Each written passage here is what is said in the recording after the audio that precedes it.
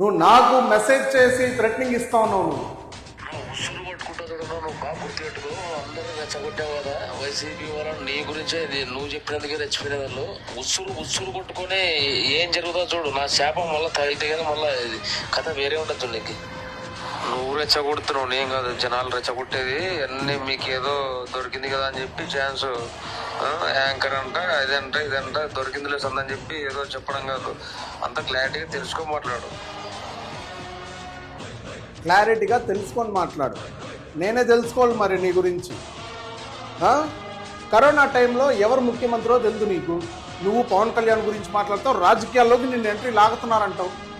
Corona టైంలో అతి కష్టం మీద అప్పులు చేసినా సరే ప్రజల ప్రాణాలని, ఎంతమంది ప్రాణాలు పోయిందో తెలీదు, కొంతమంది ప్రాణాలని ఆక్సిజన్ లేకుండా చనిపోయిన వైద్యం మనం చూసాం.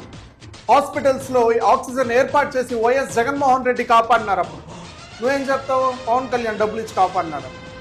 ఫస్ట్ రాజకీయం ఏందో తెలుసుకో, ఎవరు ఏ పార్టీలో తెలుసుకో. థ్రెటనింగ్స్ ఇస్తే భయపడిపోతాను, గజ ఒదిగిపోతాను అనుకుంటున్నావా?